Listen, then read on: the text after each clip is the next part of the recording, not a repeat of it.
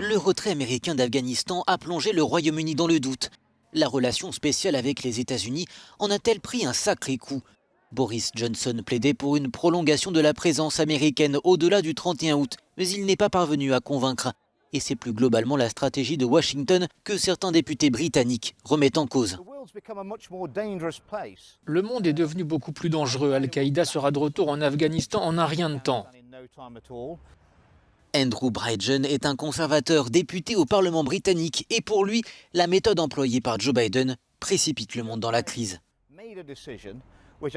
Joe Biden a pris une décision qui a sapé la position de l'Amérique dans le monde, sa relation avec ses alliés. Cette décision a également renforcé ses ennemis. Le temps où l'ex-premier ministre Tony Blair se rangeait pleinement derrière les Américains au moment d'envahir l'Irak semble donc bien loin.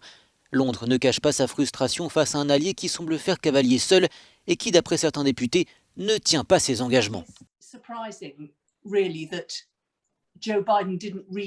Il est surprenant que Joe Biden ne soit pas revenu sur la décision de Donald Trump. Ce qui est en jeu, c'est la crainte de voir le peuple afghan retourner sous la coupe du plus répressif de tous les régimes.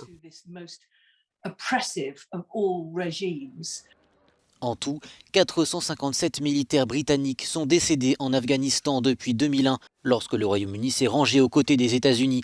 Mais au sein de la classe politique britannique, gauche et droite semblent d'accord sur une chose. Il est clair que cela n'a pas donné une bonne image de l'Alliance occidentale, de l'OTAN, du Royaume-Uni et de l'Amérique. Au cours des 20 dernières années, plus de 150 000 soldats, marins, aviateurs et femmes britanniques ont contribué aux opérations censées mettre l'Afghanistan sur une voie plus sûre et plus sécurisée. Mais beaucoup ici se demandent maintenant à quoi a servi leur sacrifice. C'est le plus grand désastre de politique étrangère pour l'Occident de mon vivant. La politique de Trump, c'était l'Amérique d'abord et je pense que c'était quelque chose de raisonnable. Mais la politique de Biden semble être l'Amérique et seulement l'Amérique. Pour le leader du monde libre, c'est inacceptable.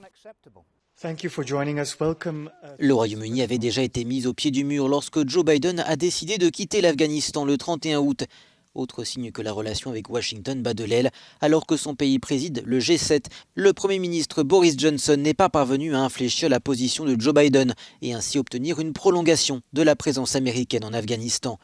Déjà affaibli par le Brexit et les tensions qui demeurent avec l'Union européenne, Londres apparaît encore plus isolé, avec ce qui apparaît être comme une perte d'influence à Washington.